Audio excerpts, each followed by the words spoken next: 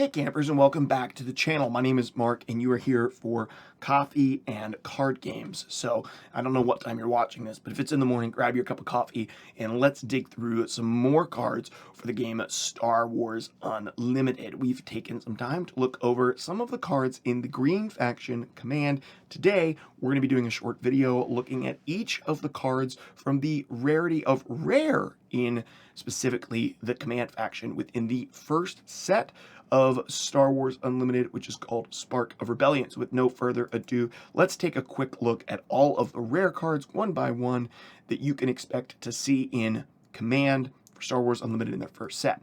The first thing to point out is that there are two rare commanders or leaders in this set, and there's going to be some rare commanders probably in each faction as we make our way through them over time, but the two that are in this one are going to be Emperor Palpatine. Now, we already did a video on all of the heroes, so if you wanted to kind of check that out, that's already out there. You can go check out our video on all the heroes and our thoughts. We take a look at their artworks, all of that sort of stuff. All of that to say, I think that Emperor Palpatine is a pretty good card, a pretty good hero. I think could be definitely a strong build around. Hera is yet to be seen, in my opinion. It depends on how good you can get all of the Spectre cards that she synergizes with. The other thing that there's a rare of that is unique is there's actually a rare base in each faction. This rare base has 25 starting life instead of 30 starting life, so it does make you a bit weaker, but it also has an epic action. This is an action that you may use one time per game and one time only. All your heroes also have an epic action, by the way, which is your ability to flip your hero from its sort of horizontal landscape side to its vertical side and put it in the ground lane.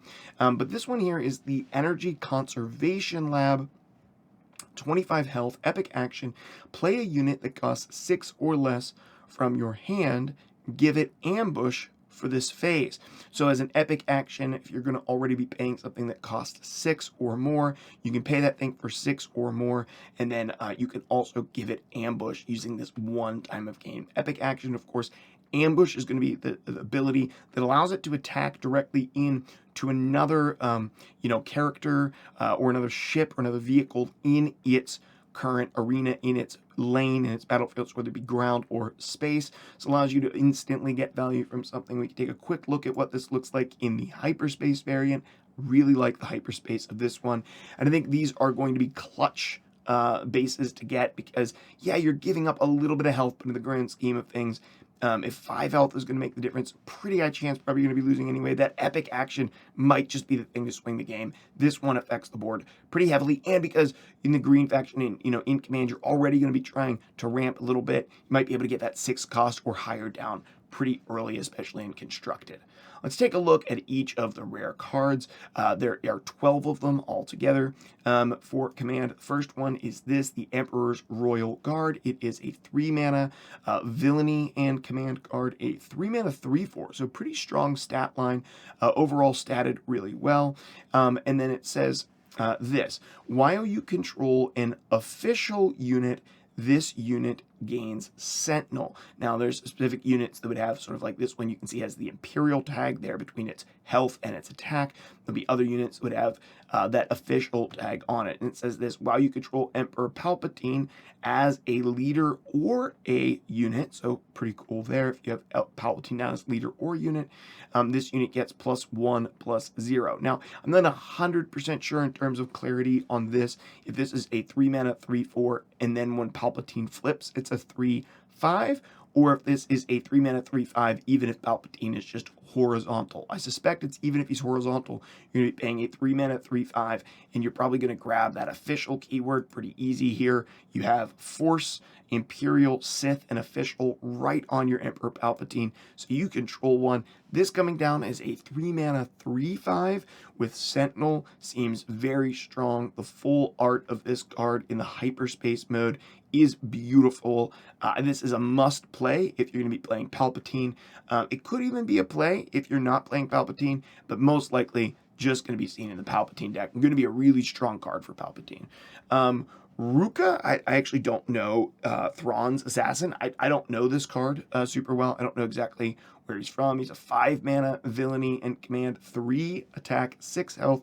So pretty big butt, not a lot of attack. It comes down with shield, so the first time it takes damage, it is going to absorb that damage, get rid of the shield token. So that's not bad. It can trade pretty quickly and still get value out of it. And it says this: when this unit deals combat damage to a non-leader unit while attacking, defeat that unit. So when this unit deals combat damage to a non-leader unit while attacking, defeat that unit. Very strong here, especially with the shield on him. I like this card quite a bit. In the correct circumstance, kind of has like poison or lethal, which you might see in another different card game. Let's take a look at the hyperspace variant. I'm not super impressed with the artwork on this card, period. It's not terrible, but I'm not in love with it. Take it or leave it for me. But definitely could be really strong. 5 mana is a lot. This thing could get removed, exhausted pretty easily. It doesn't do a ton when it first hits the board, but it could be a menace if you don't have the ability to kind of deal that 6 health, like ping the shield off and deal 6 health in one hit. Maybe you deal throw a little guy into this and then find a way to buff somebody up and remove it. But man, yeah, as soon as it deals combat damage, it's getting rid of that thing. It's really the only thing with that. I kind of appreciate that it's on this card. It's not a keyword in this game yet. I like that. So, yeah, it's hard to tell. This one's hard to give a prediction on. I think a lot of the rare ones are going to be that way.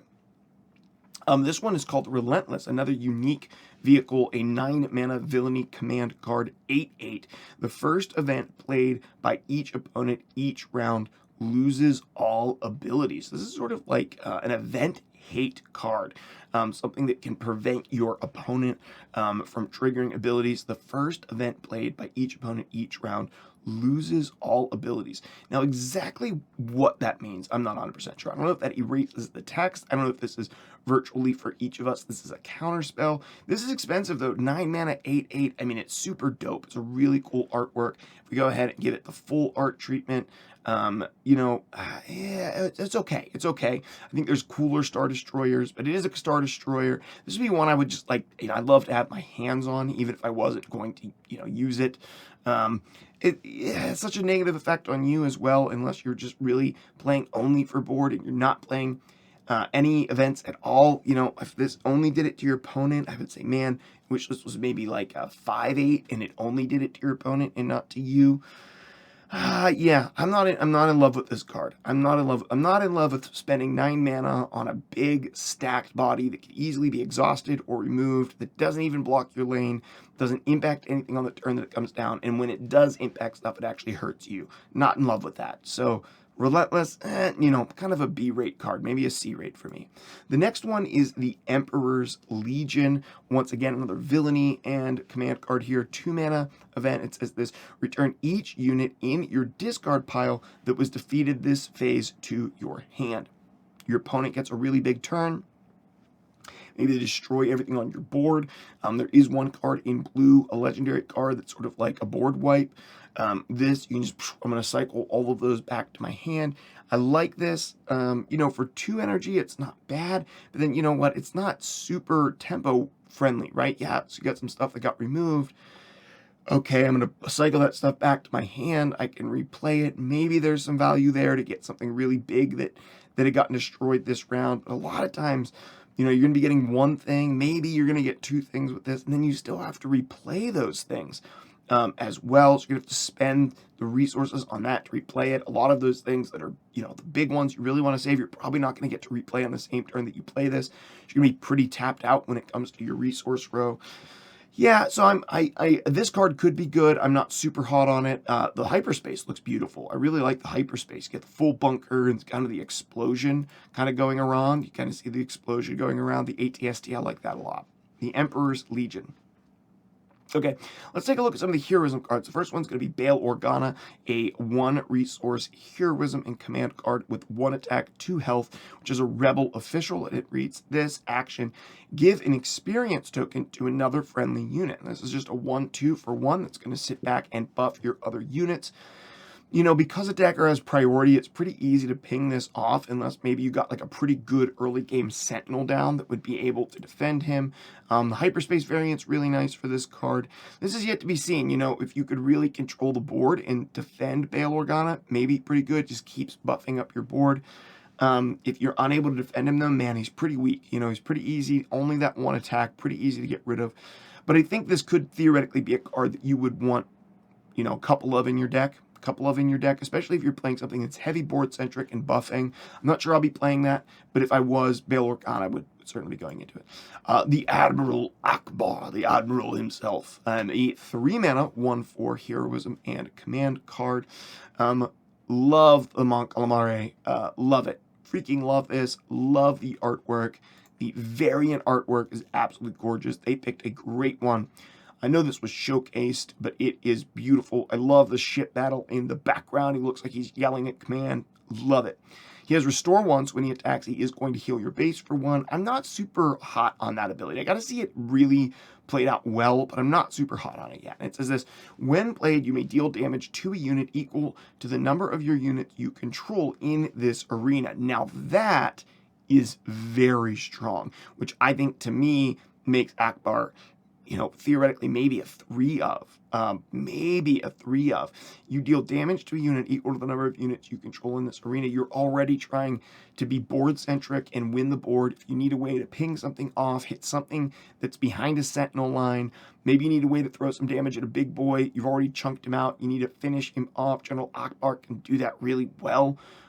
Man, I like this card a lot. Now, 3 for a 1/4 isn't great, but man, it does something the turn that it comes down, and you're probably going to play this a little bit later in the game, and maybe you're even not. Maybe you just need to ping off a shield, and you're okay getting 1 damage in. Maybe you just need a little bit more to remove a damaged foe and be able to get through with some damage. This is really good for controlling the board. I like this a lot. General Ackbar, big thumbs up for me. I like that card a lot. The next one is a guy named Wedge, another unique hero, of course, 5 resources, heroism and command, 5/5, pretty good, 5/5, 5 mana, 5/5, like that. Each friendly vehicle unit gets +1/+1 and gains ambush. Whew, pretty good. Each friendly only vehicle unit gets +1/+1 and gains ambush. This seems like a good stuff card to me. A 5 mana, 5/5. Pretty good, pretty tough, pretty hard to remove right off the bat. And then this is also going to buff all your vehicles. You're going to play a bunch of vehicles with Wedge in here. Love this card. Now let's take a look at the Hyperspace variant. The Hyperspace variant is absolutely stunning. The difference between the bordered card and this Hyperspace card is absolutely staggering. I love this card. If I'm playing Willpower vehicles, you're not Willpower. If you're playing Command vehicles, you're certainly going to have this card in your deck. One more card here in the collection that is going to be from the Heroism, a 7 mana called U-Wing Reinforcement, 7 mana event, Heroism command. It says this: search the top 10 cards of your deck. That's a lot of cards, for up to 3 units with combined cost of 7 or less, and play each of them for free. Oh my goodness. But the other cards on the bottom of the deck in a random order. I look at the top 10 cards, grab 3 units, and drop them on the board. Now, the thing is this is kind of just card advantage, right? It's a chance at card advantage. Let's take a look at the Hyperspace variant. Hyperspace variant looks great. The card overall, the artwork isn't super impressive, but I like the Hyperspace variant quite a bit. Man, you know, 10 cards in your deck, very good chance you're going to see 3 units. Are you going to see 3 units with a combined cost of 7 or less? Probably. Honestly, if you're playing Command, seems like it wants to play a lot of cards that want to control the board early and ramp stuff up. You know, you're not going to play this in a like a big dude's deck, right? I think there's 2 ways that are really developing in playing Command. There is a way to sort of grab the board early and keep control of the board, slinging damage, outnumbering your foes. It's just kind of playing like a good, solid mid-range that maybe ramps up into a couple of 7s or 8s. There's also a ramp variant. I don't know if there's enough cards that are really going to ramp you, but if you could get your hands on enough of them, there's a ramp variant that's going to put out something big. You don't play this in the ramp variant, right? Even though this is going to be hard to get to at 7. You know, the other thing at 7 is you might stop resourcing at 5 or 6 in a mid-range deck. So I don't even know. It's hard to say. I think this card is interesting, right? You're not really gaining any mana advantage from it because it's a maximum 7 mana worth of cards. You're just getting card advantage. It's basically saying I'm going to use this 1 card and play up to 3 cards. But it could just play 1. It could just be a 1-for-1 and not give you any card advantage. Just let you look at the top 10. It could, you know, maybe it's a 1-for-2. In a worst case scenario, man, you don't get anything in those top 10 cards. I think it's unlikely if this is in your deck, but it is expensive. So I'll say that it is an expensive card. It's kind of yet to be seen on this one. The next one is General Krell. I will just pull up the hyperspace variant of him right now. Loved him from the Clone Wars. Thought he was a cool character. He has a double command though. So you're going to want to play a double green. Very likely to get him on the board. He is 5 mana, 5/4. So certainly, man, it would feel not good to pay 7 or even 9 resources to get him on the board. Maybe 7 for the 5/4. Let's look at his abilities. Each other friendly unit gains when defeated, you may draw a card. Now that's pretty good. If you have the right scenario and you were going to attack in with a bunch of stuff, defeat a bunch of stuff, and you knew a bunch of your stuff was going to die, you drop him and refill your hand. Maybe you would do that on 7 with a 5/4. Maybe you wouldn't. I do think, though, he is pretty much a must-have if you're going to play that mono green deck. Man, that mono green deck, mono command just lets you draw up a bunch of cards from General Krell. It's hard to say if you would pay him not in a double green icon deck, though. It's really hard to say. Really, really hard to say. Our next one is Frontline Shuttle, 2 mana space unit. It is a 1 attack, 3 health, so 1/3. With an action, defeat this unit, attack with a unit, even if it's exhausted. It cannot attack bases for this attack. So you exhaust something, then you sacrifice your Frontline Shuttle and defeat it, and that thing gets to ready and attack again. Yeah, you know, I guess if you have like a big boy, you really want to get that big AT in twice. But it just seems like there's a high chance that this is going to get removed before then. I'm not super hot on this card. I think it's interesting, yet to be seen. I think it's interesting. I'm not super hot on it. Frontline Shuttle. Agent Callus, cool card here. Let's pull up his full art variant. You know, very animated, but it's fine. It's what it comes from. A 5 mana 4/4. So, you know, okay. Ambush does allow him to get immediate value, though, so that's good. That's to be noteworthy. And it says this, when another unique unit is defeated, you may draw a card. Use this ability only once each round. Of course, these unique units can have these little stars up by their name, I believe. This is a hard one. You know, he's not statted well, but at 5 mana, the ability to rush in. But then it's like, man, you can use his ability when either on your side or on their side, one of these unique units is defeated. But man, if you're playing against an opponent that just hasn't gotten a lot of unique units out, yeesh, you know, he seems like a side deck, maybe, like a one-off in your side deck. If you really want to remove a unique unit and draw a card. It depends on how many unique units you're really going to see in the meta. You know, how good Agent Callus is, really. Last one. Traitorous. This is an upgrade, and it is 5 resources for the Traitorous upgrade. It says, when this upgrade becomes attached to a non-leader unit that costs 3 or less, take control of it. When this upgrade becomes unattached from the unit, that unit's owner takes control of it. So evidently this is a 5 mana that you could just play on your opponent's unit. It gives it a +0/+0, but it is going to, we'll take a look at the hyperspace, take control of that unit, you know, turncoat here. You know, how much better is this than just removing the unit? I'm not sure, especially because, you know, if this upgrade becomes unattached, I don't know how easy it is. I haven't seen much yet in the game that can unattach upgrades very easily. So I'm thinking this is just like a straight up better than just killing it. but sometimes you just want to get it off the board too. 5 is pretty expensive. 5 is pretty expensive. I could totally see this in a sideboard. And that's really what I've seen with a lot of the rares, and I like that. I like that the rarer that we've gotten, the more sort of unique and like cool, but also sideboardy. I think this card's awesome, by the way. I love the thematic of it. I think it's got pretty good artwork. It's not great, but it's pretty good. And I love what it does, right? Like, go get one of your opponents, make them a traitor, and you get their card. I think that's really cool. How good it would be is kind of hard to tell.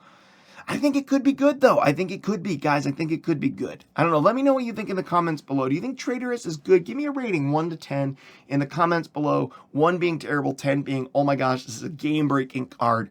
Let me know what you think about Traitorous down below in the comments. And with that, I want to tell you, listen, thank you guys so much for coming by and tuning in for another one of our videos over here at Camp Legend. Make sure you like this video, subscribe to the channel, and hit the bell icon so you know when we put out more content. I put out Star Wars Unlimited content on a pretty regular basis, a lot as the set's coming out. The game is just beginning, but we also have other people. We're going to get Gibby, and we got Ian, who are making Lorcana content. We have a podcast that's covering digital card games. We love card games here at Camp Legend.